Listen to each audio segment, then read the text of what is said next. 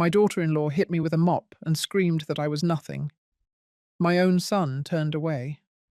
That night I left their house with bruises on my back and a suitcase in my hand. I used to build empires from smoke and ribs, but in their eyes I was just a burden. They thought I'd disappear quietly. But the thing about women like me, we've already walked through fire. ChatGPT Danoi. I used to wake up to the smell of smoked brisket and fresh cornbread. Now I wake up to the sound of my daughter-in-law's heels on tile and the silence that follows. My name is Virginia Eastwood. I'm 73 years old and I live in a house where my name is never spoken. Not with affection, not with memory, not with respect. They call it their house now, Brendan and Haley. But the down payment came from my retirement savings. The very kitchen where I once slow-roasted pork belly for 5 hours is now where I silently rinse dishes no one thanks me for washing. That morning, I sat at the end of the long oak table. The same table Brendan used to crawl under when he was 5, pretending to be a tiger. Now he sits across from me in crisp shirts and sharp silence. Haley, always perfectly put together, placed a plate of avocado toast in front of herself and barely looked up. She didn't bother asking if I had eaten. No one did. On the wall behind them, I used to hang photos. Me and Brendan standing in front of our first food truck. Brendan with barbecue sauce all over his face at the state fair. Me receiving an award for women entrepreneurs over 50. That wall is empty now. A sleek canvas print of Napa Valley hangs there instead. It doesn't smell like smoke or love. It smells like lavender-scented detachment. During dinner that night, Haley laughed at something on her phone. Brendan chuckled along. I said nothing. I had made cornbread, but no one touched it. Instead, Haley pushed her arugula salad around and asked Brendan what the marketing team thought about the new seasonal menu. I didn't ask to be the center of attention, but it's a strange feeling being invisible in a house you helped build. A stranger in a kitchen you once ruled like a queen.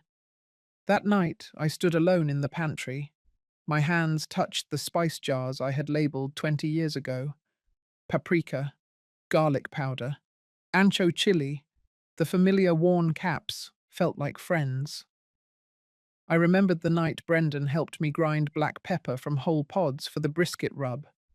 He was 16 and had just told me he wanted to go to culinary school. I cried that night proud. Now I cry in silence. I know I'm not the only one. Some of you listening, you know this ache. The one where love turns to tolerance. Where your place at the table becomes conditional. If you feel like you're quietly disappearing from your own family's story, then you're not alone. I didn't speak up that night, but something inside me stirred. The kind of stillness that comes before a storm. I wasn't angry yet, but I was starting to remember who I used to be. And believe me, once a woman like me starts remembering, things begin to change. The next weekend, Haley invited her co-workers and a few neighbors over for what she called a casual networking brunch.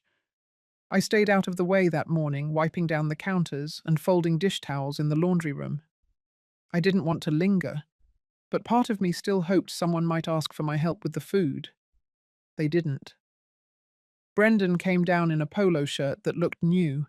He barely glanced at me before heading straight for the back patio to light the grill. I followed slowly, standing just inside the sliding doors out of the way. The guests began to arrive in waves. Women in muted florals, men in khakis and button-downs. Laughter floated in with the breeze. Haley floated too in a pale pink dress, barefoot with a glass of rosé in her hand. She looked like someone who had read a magazine about effortless entertaining and decided to perform it. She greeted each guest like royalty. Then she turned and pointed toward me. "This is Virginia," she said. "She used to work at the old restaurant before we rebranded." Some of the guests smiled politely. One of the men raised his brows and asked if that meant I was a retired chef. Haley jumped in before I could speak. She was more like a behind-the-scenes type, kind of a family fixture. You know how it is. I smiled tight. I looked at Brendan standing by the grill, flipping asparagus with the wrong side of the tongs. He didn't meet my eyes, he just reached for a beer. I slipped back inside, heart thudding low and heavy. I went to the hall closet to hang up a stray jacket one of the guests had left on a chair. As I closed the door, my eyes landed on the photo frames lining the hallway. There used to be a snapshot of me and Brendan from the grand opening of our first location.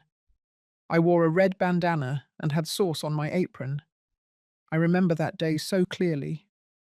I cooked for 16 hours and still danced to blues with Brendan at closing time. Now the frame held a picture of Brendan and Haley on a ski trip in Aspen. All the other photos were of them too. I was gone. Not just missing, but erased. I went to my room, pulled open the drawer where I kept some of the old newspaper clippings and awards. I didn't take them out. I just looked at the edges of the papers peeking out from the folders. Part of me wanted to pin one on the fridge like a child, like I needed to remind them I had built something before them. But I didn't. I just shut the drawer and sat on the edge of the bed, listening to the sound of laughter drifting in from the backyard. Later that evening, Haley knocked once and walked in without waiting. She had a wine glass in one hand and a tablet in the other. "The event was a hit," she said, tapping on the screen. "Oh, and by the way, we're thinking about updating the Legacy Kitchen page to reflect the new direction. Brendan's working with a design firm." "You're fine with that, right?" I said nothing. She kept talking. "It's just cleaner that way. More professional. You'll still be mentioned, of course, like in the About section. Briefly." That word hit like cold water. Briefly. As if my 25 years of sweat, risk, and survival could be summed up in 2 lines under a stylized photo of a burger that didn't even exist when I was in charge. She left without waiting for a response. The door stayed open. I sat still for a long time after that. Something in me had hardened. I didn't cry, not that night. I just took out my old ledger and started flipping through it. It was full of handwritten recipes, margins, crowded with notes in ink and grease. But between the lines there were memories too. Staff birthdays, profit losses, lists of groceries and emergency contacts. Bits of real life no one else would ever care to notice. That was when I knew. I had been recast in my own story, from founder to footnote, from mother to employee, and no one had even asked for permission. That Wednesday, Brendan came home early. I could tell something was different because he didn't take off his shoes or stop by the kitchen for his usual handful of almonds. He walked straight to the dining table and laid out a manila folder like he was preparing for a meeting. I was chopping onions at the counter. The house smelled like beef stew and thyme. He didn't say hello. He just called my name like I was a nurse in a clinic. I wiped my hands on a dish towel and sat down across from him. He slid the folder toward me. "This is just clean-up paperwork," he said. "Mostly formality. It's about the Legacy brand. We're reorganizing under a new entity for efficiency." Haley's uncle helped draw it up. I didn't reach for it. I looked at him. His face was smooth rehearsed, like he'd already practiced this conversation in his head 100 times.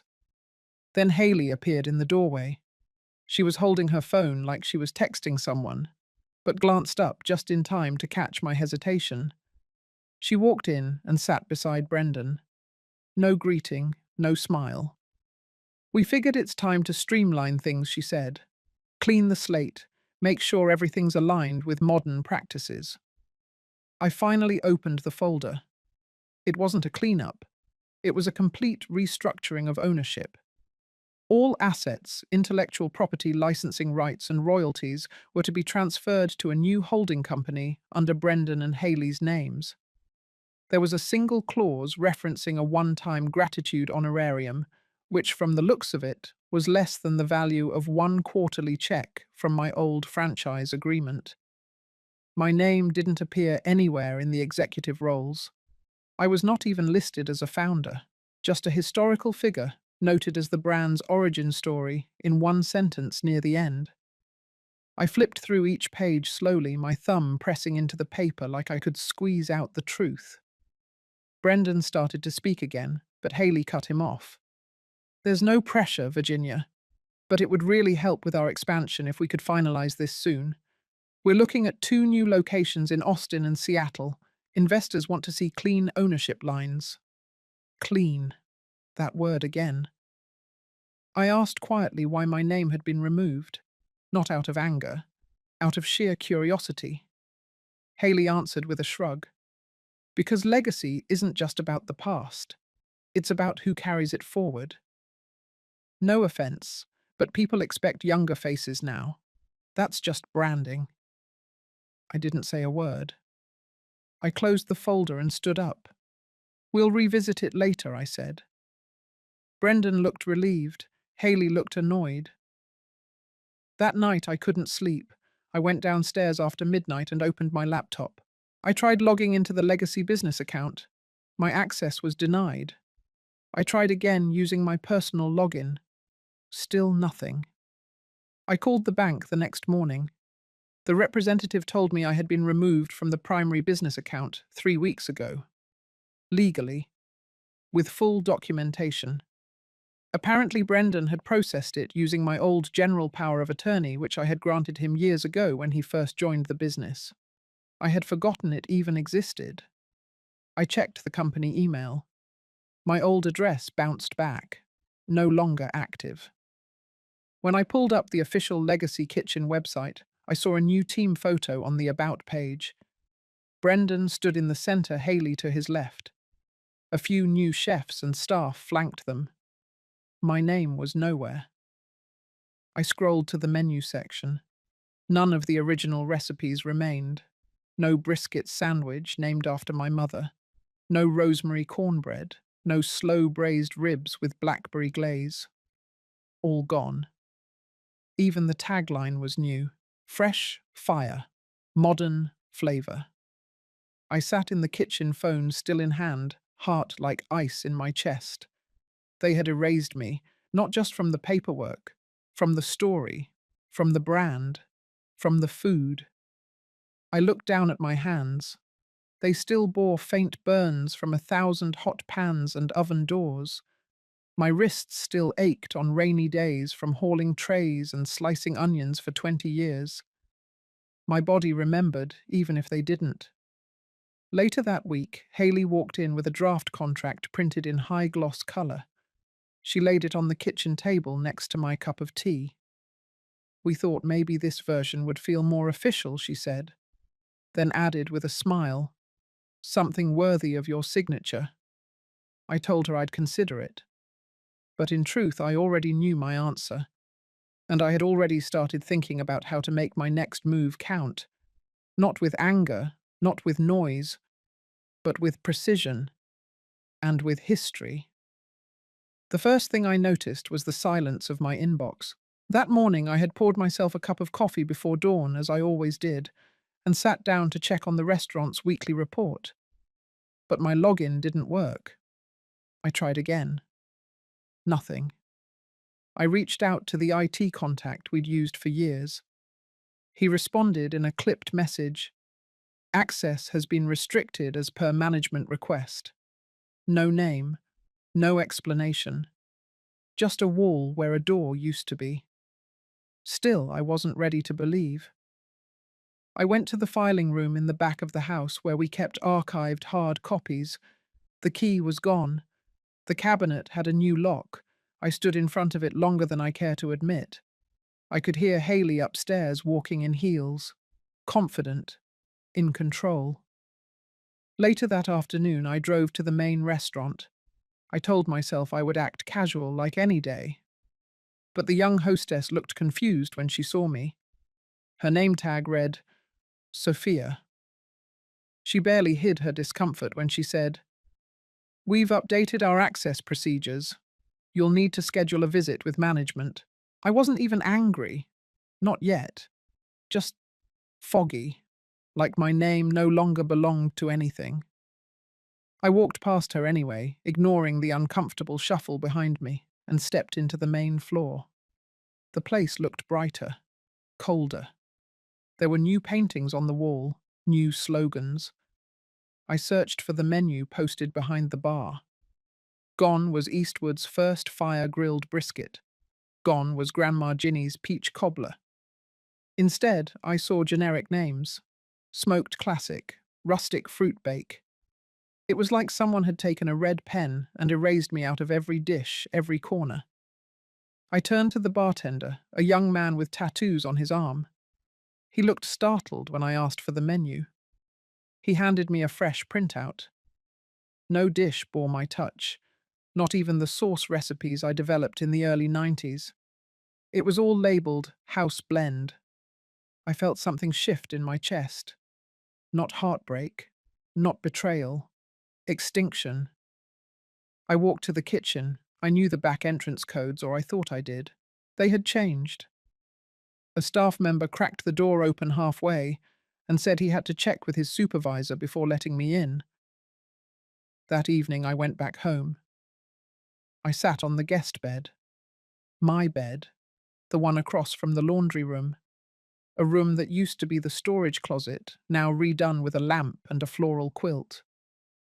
I opened my laptop again this time, checking not the restaurant accounts, but my own business email. Disabled. I checked the official LLC registration of Eastwood and Coton. It had been updated. New signatures, Brendan's name, Haley's name, my own stripped, no forwarding contact, no formal removal notice, just gone. That's when I felt my fingers tighten around the edge of the desk.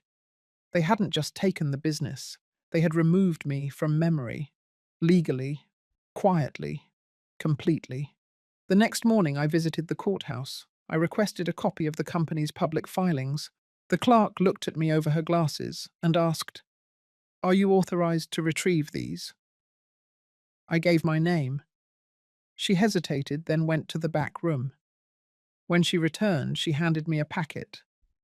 On top, a post-it note was attached. It read, "Transferred majority rights, per internal agreement. Effective 10 weeks ago. 10 weeks. I had still been making Sunday brisket, still been stocking shelves, still been printing payroll checks, all while my name had already been deleted. I left the courthouse. My knees were stiff. My hands trembled only slightly, but enough that I needed to pause on the bench outside. For a long time I stared ahead at the courthouse steps. People came and went. Some smiled, some argued. Life moved on. Then I reached into my bag and pulled out my old recipe book, the one with oil stains and margin notes, my handwriting fading at the edges. There on the inside flap was the phrase I'd written back in 1984. Flavor is memory. Name is soul. I closed it and held it to my chest. They had taken both. But not forever. The wind howled through the gaps in the old window frames that night, rattling like it was trying to warn me. I had always loved winter storms when I was younger. They reminded me of strength of survival. But that night, the cold felt different. It pressed in from the outside and mirrored the quiet that had crept into the walls of my son's house. Haley had decided to host a staff dinner for the core restaurant team at the house. She called it a tradition. I didn't remember it being one, but I had learned to stop questioning things out loud. She prepared everything with flair, wearing her cream-colored blouse and gold earrings, orchestrating each detail like a performance. Brendan helped set the table but barely said a word to me. He kept his eyes down his shoulders, tense. I watched him place each fork perfectly aligned, like he was trying to straighten something far messier than silverware. I made my usual sweet potato casserole. No one asked me to, but I couldn't stand sitting around doing nothing while strangers chopped vegetables in the kitchen that used to be mine. I layered cinnamon and brown sugar on top, crushed pecans with the back of a spoon, and baked it until the top bubbled golden. I set it on the edge of the dining table without a word. When everyone gathered, Haley stood at the head. Brendan sat on her right, and I was placed on the far end near the pantry door. As the team talked and laughed, I listened in silence. The conversation turned to rebranding expansion newer menus. A young woman named Danielle mentioned something about revamping the winter specials. Haley raised her wine glass and said with a gleam in her eye, "We've come so far from the old comfort food. We're aiming for modern palates now." It's time the restaurant grew out of its dusty roots. Some people chuckled, others nodded politely. She tilted her head slightly toward my end of the table and added, "That includes letting go of sentimental dishes that don't reflect where we're going." The words floated in the air like frost. My casserole sat untouched steam, curling upward like it was still hoping to be chosen. Brendan kept his gaze low, cutting his meat slowly. His fork trembled a little. I waited for someone to acknowledge the insult tucked beneath Haley's toast. No one did. I folded my napkin. My hands were steady. My stomach churned, but I kept my voice calm. After the plates had been cleared and the guests had migrated toward dessert and more wine, I excused myself. I climbed the stairs quietly and entered my room. The lamp on the nightstand cast a soft yellow glow across the room. I sat down at the small desk and pulled out the worn brown notebook I had kept since the early days of the food truck. I opened it to the back section where the pages weren't recipes or plans, but memories. I had started documenting everything the moment I first noticed Haley rewriting the business language. Each entry had a date, a location, and a single sentence. February 3rd, Haley introduced me to a vendor as just Brendan's mum. March 17th, my brisket recipe was renamed Chef's Choice on the menu. April 12th, Brendan asked me to stop attending team meetings, said it confused the staff. August 28th, my office at the downtown location had been emptied. No explanation. And now? November 14th, called sentimental baggage at dinner in my own house.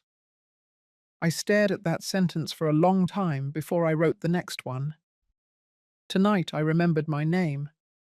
I wrote it down slowly, pressing hard with the pen. Not just the name printed on old company documents, but the name that mattered.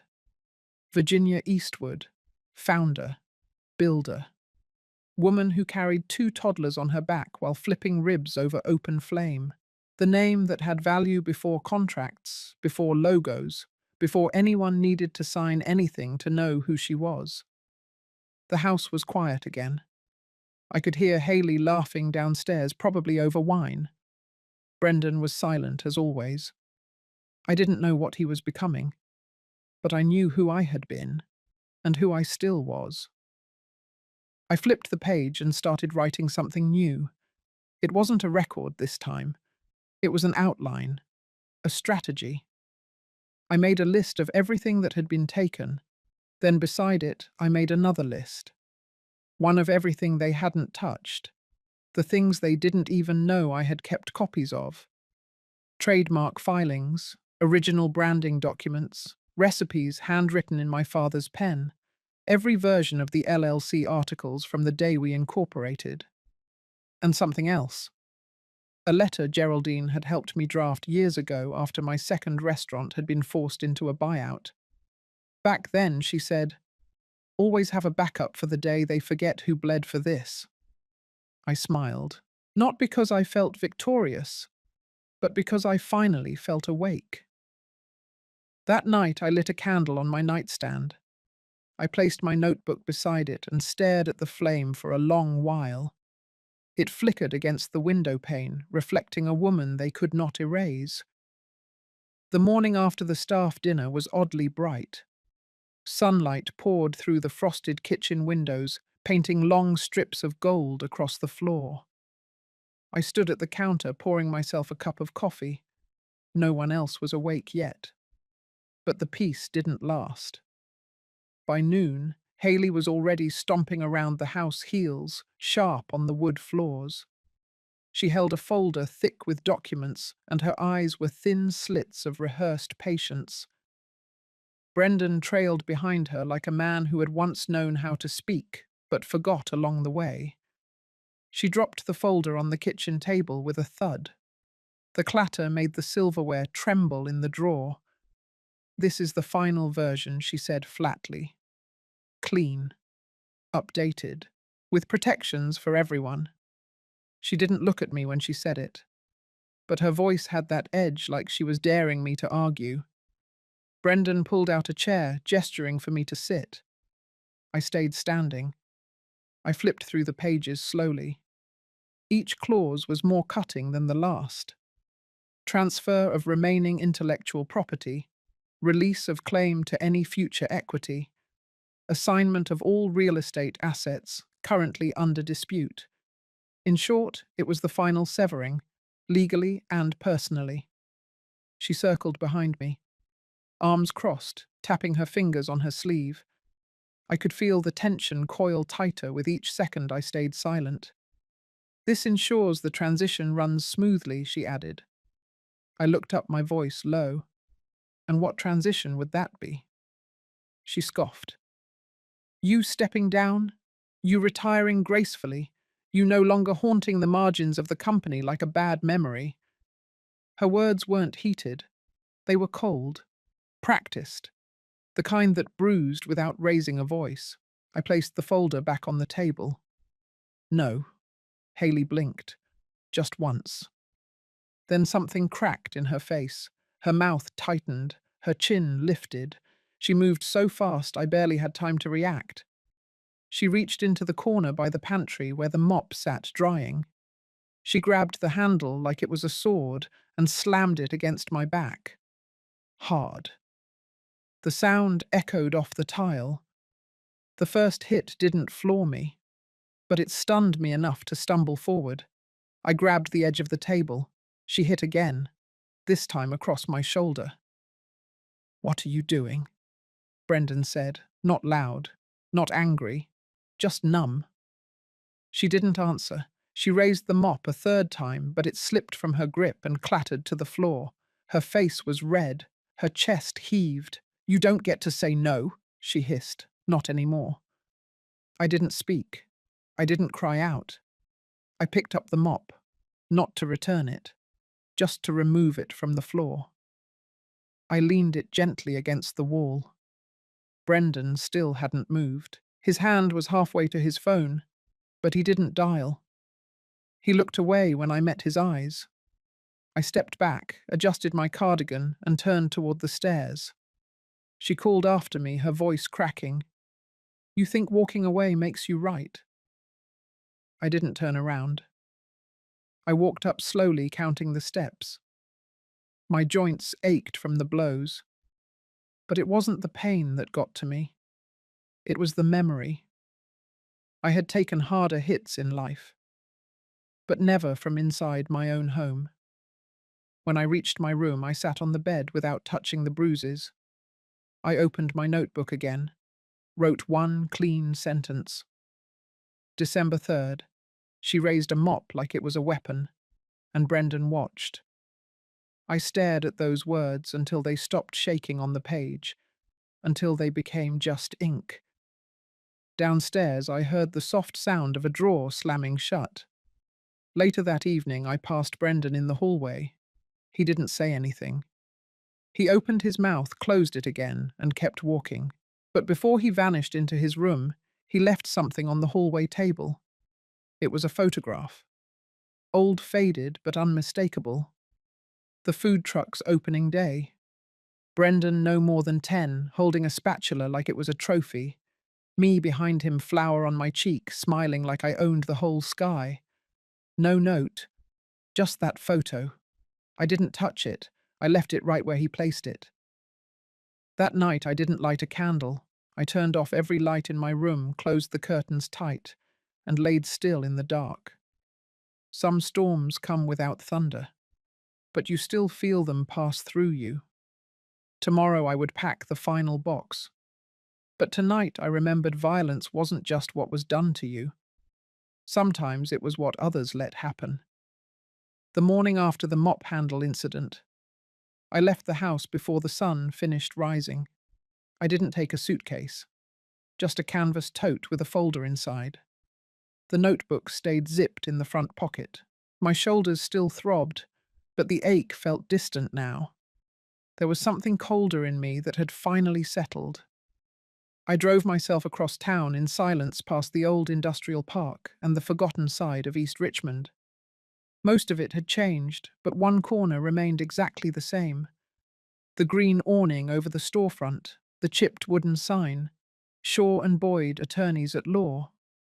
I knocked twice, then walked in. The bell above the door let out the same tinny chime it always had. She hadn't changed much. Geraldine Shaw still wore her grey suits, like armour, her hair tucked in that tight bun that said she didn't waste time on pleasantries. She didn't smile when she saw me, just nodded once, then motioned to the seat across her desk. I sat. Neither of us said anything for a long time. Then she opened the bottom drawer and pulled out a thick leather binder. "Been waiting for you," she said simply. I blinked. "You knew I'd come back." She looked at me like that was the stupidest thing I'd ever said. We both leaned over the desk. I opened the binder. Inside were copies of every agreement I had ever signed when I founded the Fork and Flame. Trademarks, licenses, menu, copyrights. Even the operating agreement from the first pop-up stand Brendan helped me run. I never shredded anything she said, just in case they forgot whose name built that brand. I turned the pages. The ink was faded in some, but every line was legible. Everything that mattered had my name on it. Not Brendan's, not Hayley's. I closed the binder. "I want to dissolve it," I said. "All of it. The brand. The legal entity. I want to strip it clean. Start again." Geraldine didn't flinch. She only leaned back, tapping a pen against her desk. "We can. It'll take some work, but it's all here. You never fully transferred control. They've been operating off assumptions and informal power plays, not law." I nodded slowly. The weight of that truth sank deep. I hadn't just been erased. I'd allowed them to do it quietly, assuming no one would notice. And now I had the proof, the power, and the right. "What do you want to do with the assets?" she asked.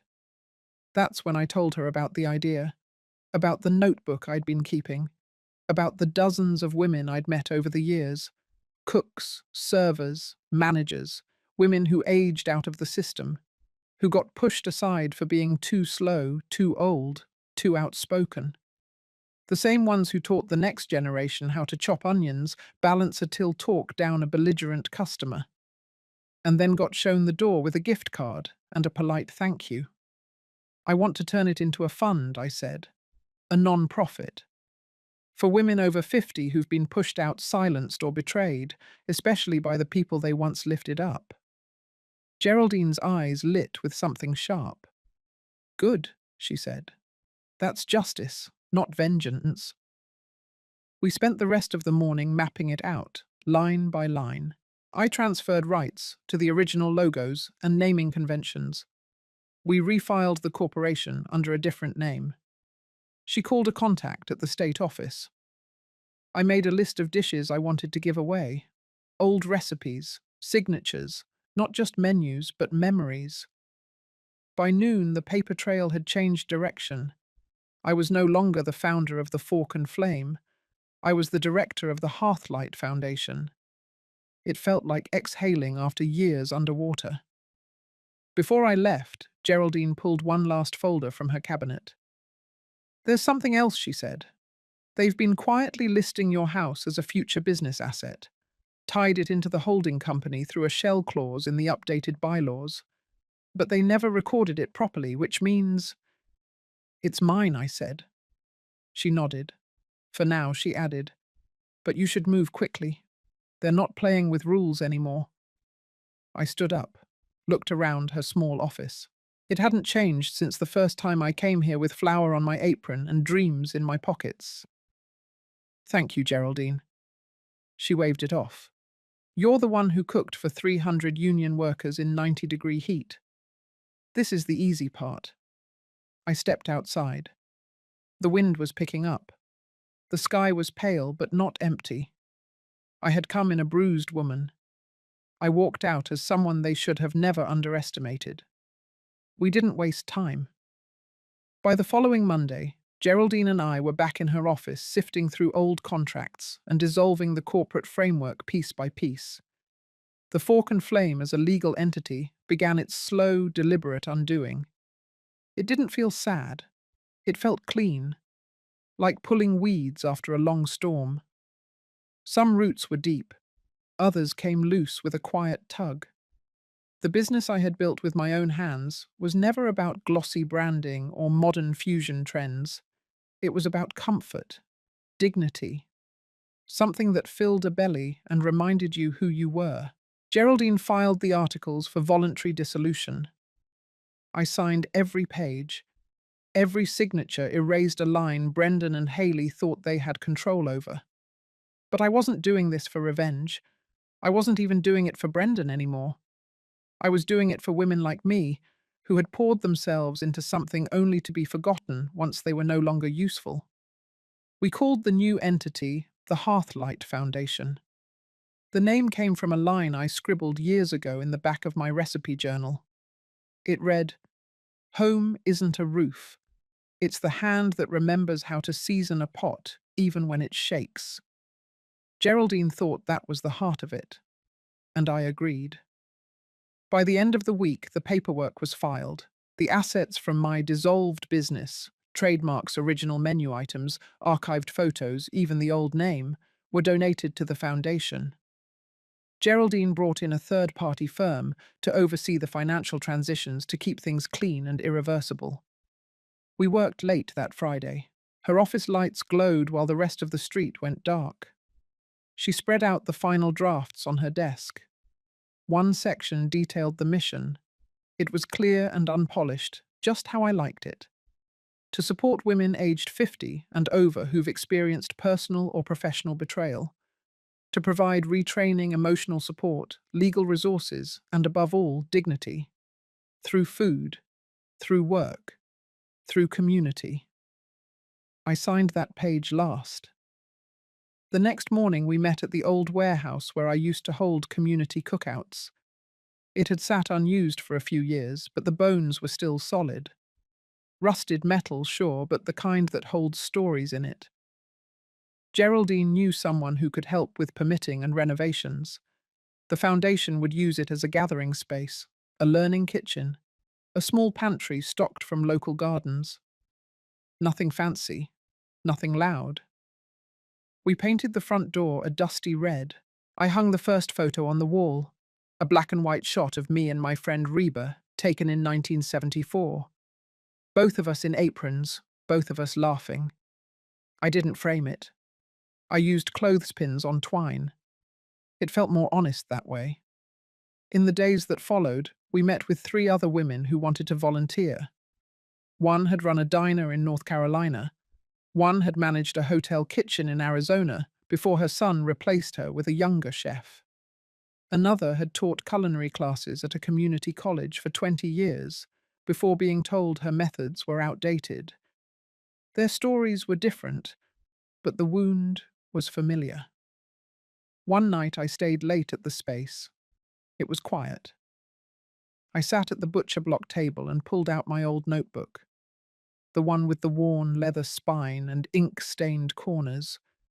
Every page had a name, a moment, a dish. Some of those names belonged to women I hadn't seen in decades. Some were already gone. But their hands had shaped mine.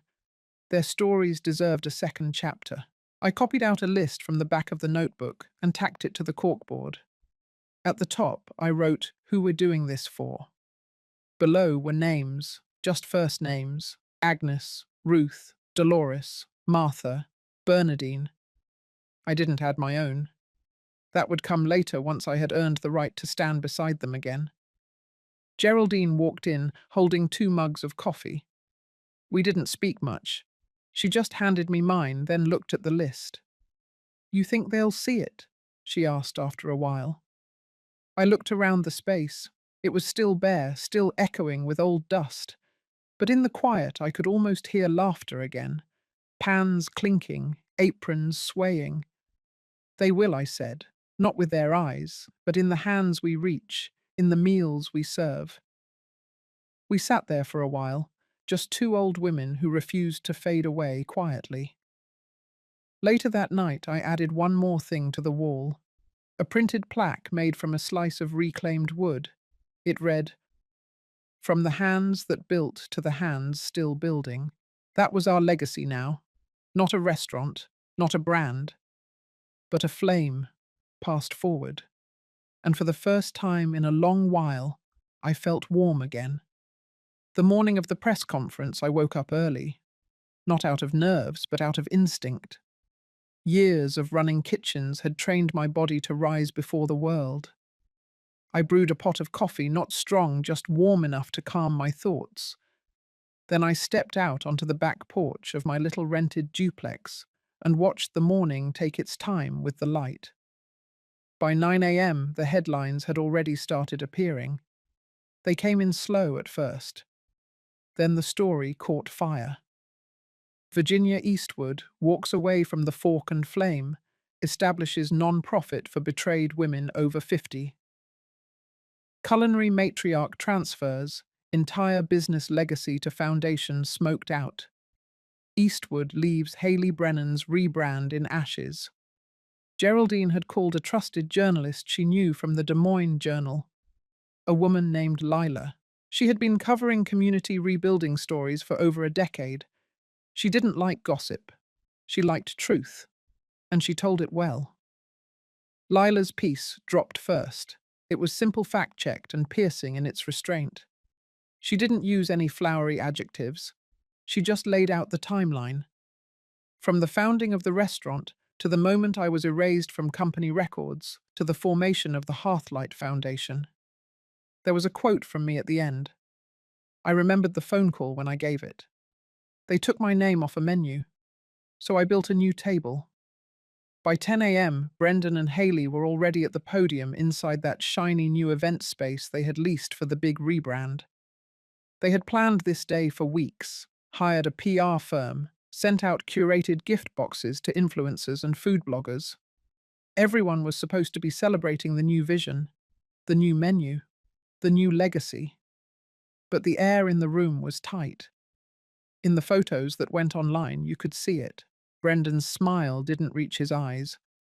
Haley looked like someone had unplugged her right before the cameras rolled.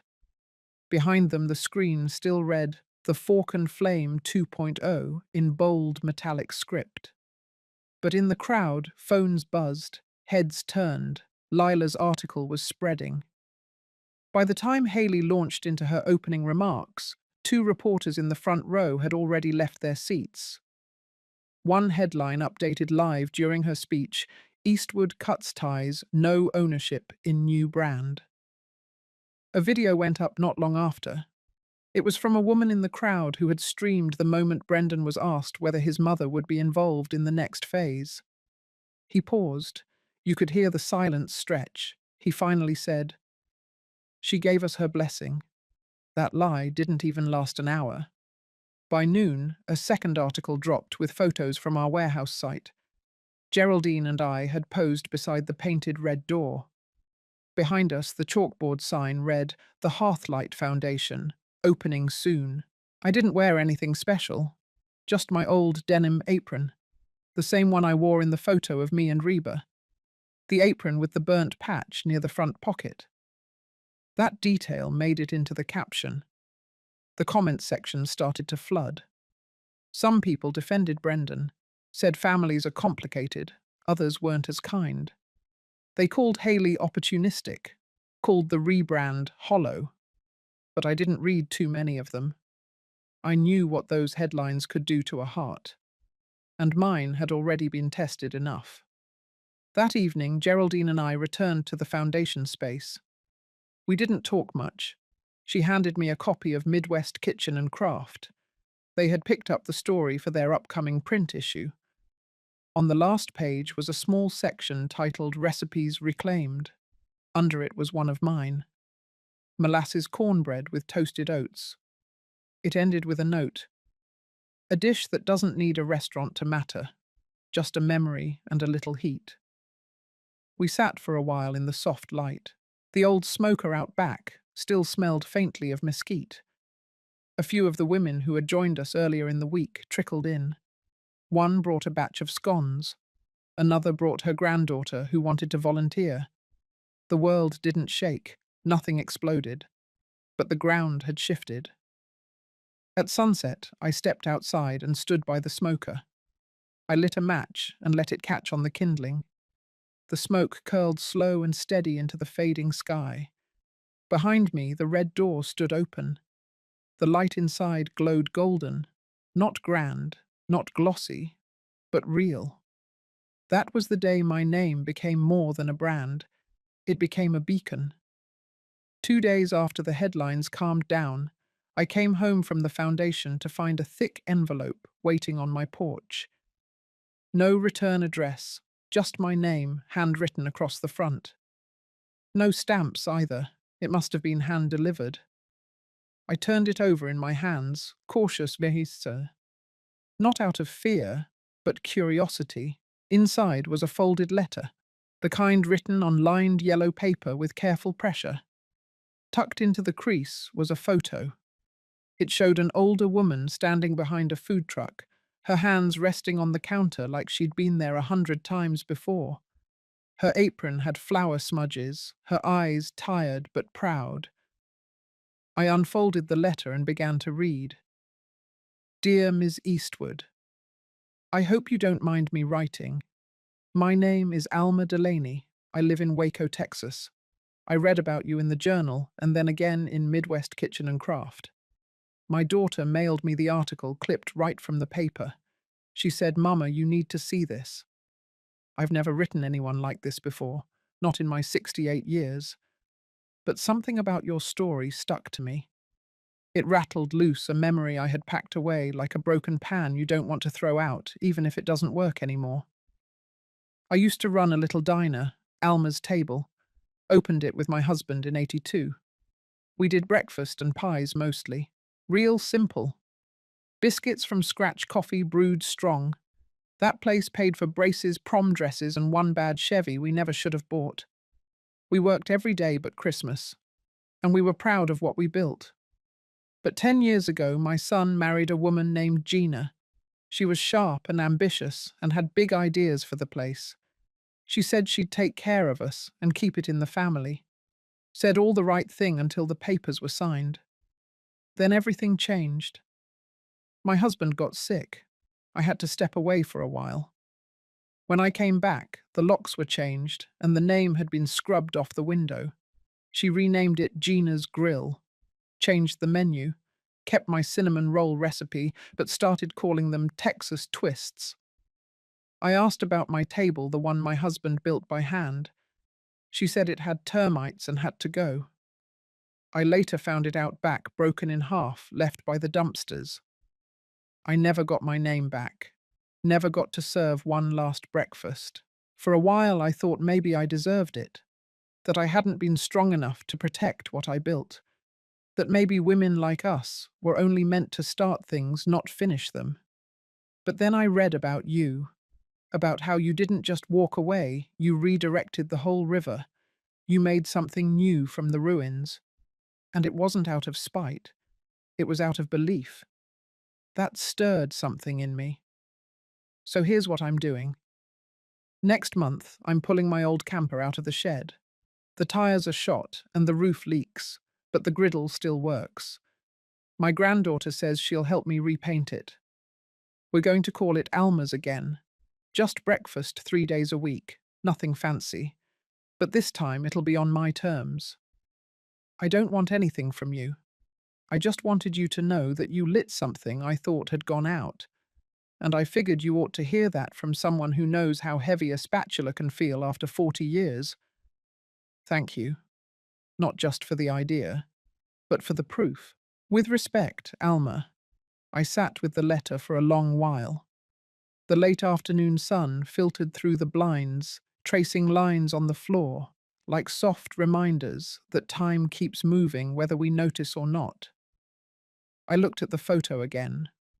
Alma's hands told the story, worn, strong, the kind of hands that never stopped feeding people, even when no one remembered to thank her.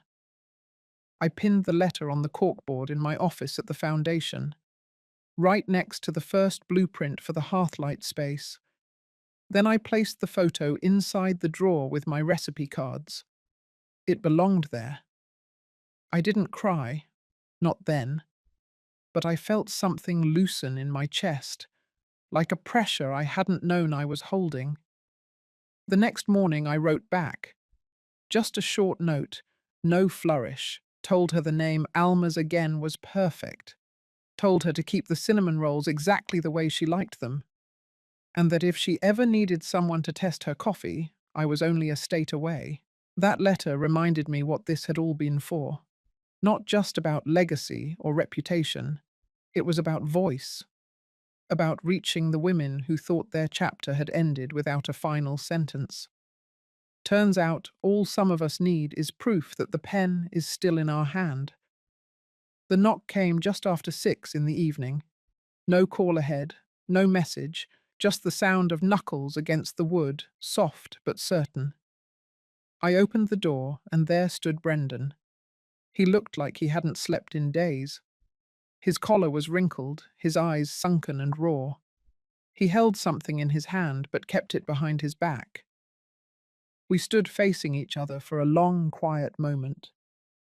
Then I stepped aside. He walked in slow and heavy, like his shoes were made of stone. He didn't sit, just stood near the window, hands clenched, staring out as if he didn't recognize the trees anymore. He finally spoke. His voice had dropped, no longer clipped or defensive, but hoarse and low. He said he had seen the paper, said he read every word of the interview, that people had begun asking him questions, that some clients had pulled out of pre-scheduled events at the new location. I listened. I didn't nod. I didn't flinch. I simply let the weight of his words settle in the room like smoke. He said he never expected things to go this way, that he thought I would retire quietly, maybe move to a smaller place, maybe fade into a life of gardening and walks around the block, that the silence I carried all those years made him believe I would keep carrying it, even when it became too heavy. I sat down, not because I was tired, but because I wanted to be grounded. I looked at him and told him I had heard everything he didn't say all these years. Every time he looked away, every time he let Haley interrupt or override, every time he watched me being diminished and chose not to speak. Brendan didn't argue. He didn't defend Haley either. For once, he didn't try to protect anyone. He finally pulled the item from behind his back. It was an old photograph, worn around the edges, color fading. It was the two of us standing in front of our very first food truck. I was holding the first order slip, beaming. He was about 12 then, holding up a spatula like a trophy. I hadn't seen that photo in years. He placed it on the table in front of me. He said he found it while going through the storage box I had asked him to move years ago. Said he didn't know why he brought it today, only that it felt right. I looked at the photo and felt the old ache that comes when you remember joy as clearly as grief. I told him that for a long time I believed he carried forward my legacy, that I thought I had passed him something meaningful, something sacred.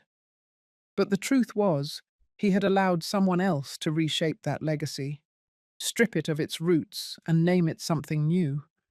And in doing so, he didn't just silence me, he lost part of himself too. Brendan sat down, finally, across from me. His voice cracked when he admitted that he had been afraid, that he wasn't sure how to be both a son and a businessman. that Haley made decisions fast and fiercely, and he let her lead because it was easier than confronting the past. I didn't interrupt. I let him speak. When he finished, I said one sentence. Not out of anger, not out of triumph. I said, "You chose Haley. I chose myself." He nodded. It was a small, broken nod, the kind that knows there's no fixing what has been done, only accepting it. We sat in silence after that, a quiet that didn't need to be filled. He stood to leave and asked if he could take the photo with him. I told him no. That photo was my memory too. He nodded again, this time slower. At the door, he looked back once. His mouth opened slightly like he might say something, but then he didn't. He just stepped outside and closed the door behind him. I stood there alone in the living room for a while, holding the photo. It didn't hurt the way I thought it would. It didn't feel like a loss. It felt like a clearing, like something had moved aside, making room for what was next. The past had spoken, and it had finally been heard. The sun had already begun its descent when I lit the smoker. Old Faithful, I called it. The very first piece of equipment I bought on my own, long before there was a restaurant, long before Brendan knew how to lace his sneakers.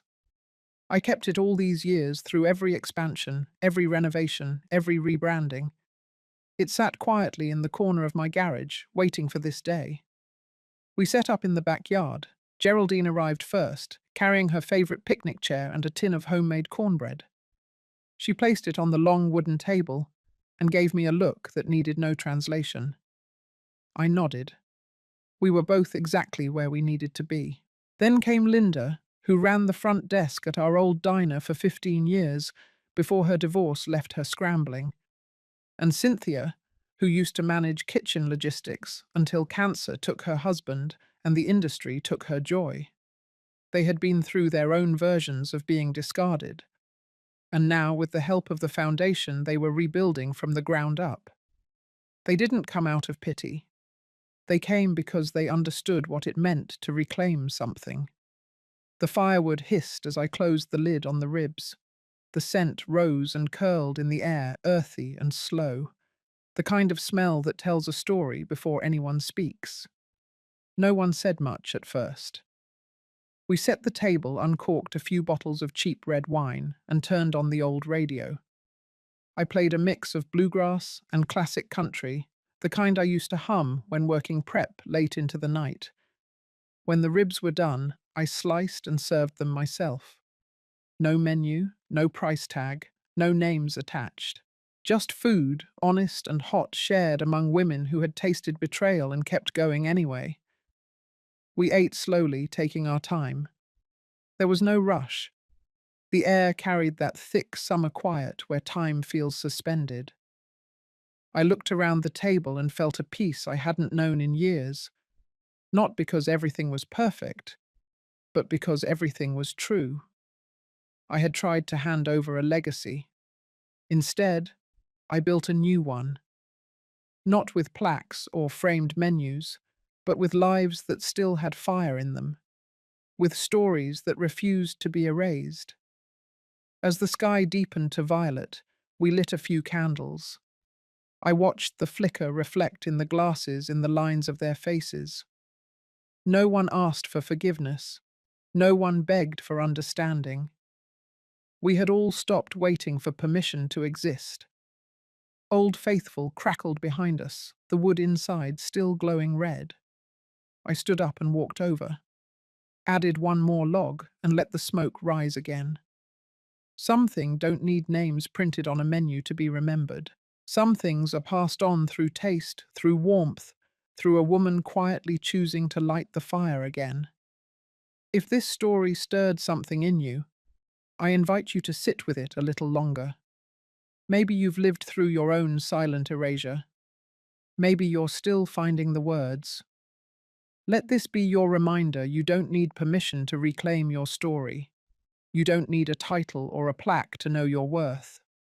And if you ever feel forgotten, know that somewhere someone is lighting a fire that remembers exactly who you are. Follow our channel for more stories of strength, resilience, and quiet triumphs. Your voice matters. Your story counts. You are not alone.